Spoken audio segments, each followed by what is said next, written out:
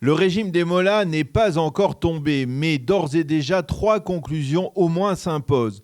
La première est que sans Israël et sans la guerre qu'Israël a menée au cours des 2 dernières années en réaction au massacre du 7 octobre, jamais le pouvoir iranien n'aurait vacillé comme il vacille actuellement.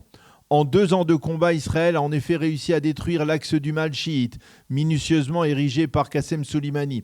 Il a défait le Hamas, humilié le Hezbollah, provoqué l'effondrement du régime sanguinaire d'Assad et dissuadé les Houthis. Mais surtout, en juin dernier, Tsahal a porté une estocade tellement douloureuse aux Iraniens que ces monstres effrayants sont apparus après 12 jours de conflit plus vulnérables que jamais. Sans ce soigneux travail de sape réalisé par l'armée israélienne, le Shin Bet et le Mossad, sur 7 fronts, jamais les faiblesses du régime des ayatollahs ne seraient apparues au grand jour et jamais le peuple iranien en souffrance n'aurait pu mesurer à quel point le pouvoir de la République islamiste était entamé. Et pourtant, après le camouflet essuyé en juin dernier, Khamenei et Pezeshkian auraient pu encore sauver leur pays. Il leur suffisait de tendre une oreille attentive aux revendications des commerçants du bazar de Téhéran et d'améliorer leurs conditions sociales. Mais au lieu de cela, ils ont laissé leur haine viscérale et obsessive d'Israël dicter leur ligne politique.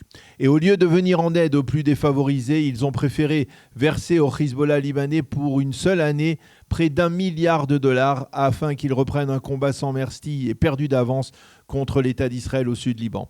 Ce n'est pas un hasard si on scande aujourd'hui dans les rues de Téhéran ni Hamas ni Hezbollah, mais l'Iran.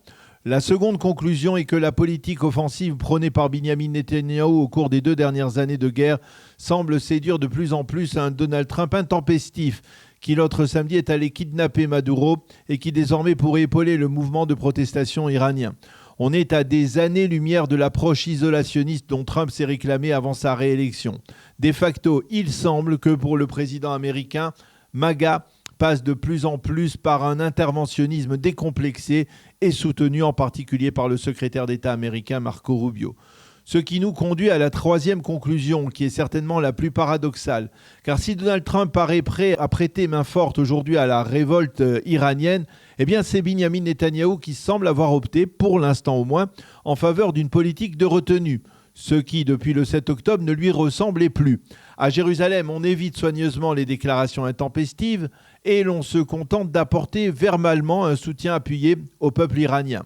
Seul problème, les opposants au régime se disent déçus par la passivité actuelle de l'État hébreu. Ils seraient même en colère contre l'État d'Israël. D'ailleurs, on assiste chez ces opposants à une inversion des tendances. Ceux qui, en juin dernier, ne voulaient pas d'une intervention décisive d'Israël sont aujourd'hui les premiers à la réclamer. Beaucoup étaient persuadés que Tsahal allait très rapidement soutenir leur mouvement en frappant chirurgicalement des cibles civiles ou militaires à Téhéran. Mais surprise, Binyamin Netanyahou, le père de l'activisme anti-iranien, paraît plus prudent et évite les pièges et les erreurs.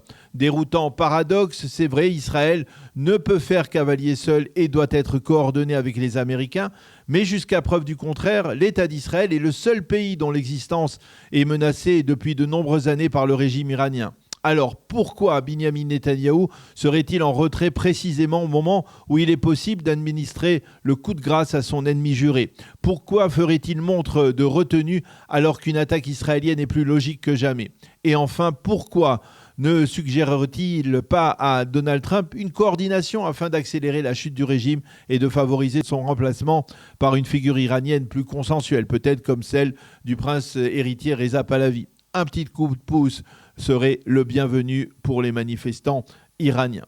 Quoi qu'il en soit, les événements que nous vivons auront certainement une portée historique et pourraient redessiner totalement la carte du Moyen-Orient, mais ces événements sont avant tout déterminants parce qu'ils marquent le réveil du peuple iranien et son aspiration à la liberté après 45 années de dictature. Le hasard du calendrier hébraïque a voulu que ce mouvement de protestation nationale et ces cris de liberté clamés par les Iraniens dans les rues ensanglantées de Téhéran interviennent précisément alors que dans les synagogues, on relate l'histoire de la sortie du peuple juif de l'esclavage d'Égypte. Il y a 3300 ans, c'est le Tout-Puissant qui avait entendu la plainte des enfants d'Israël. Aujourd'hui, c'est aux enfants de l'Israël moderne d'entendre celle des descendants de Cyrus et de Darius.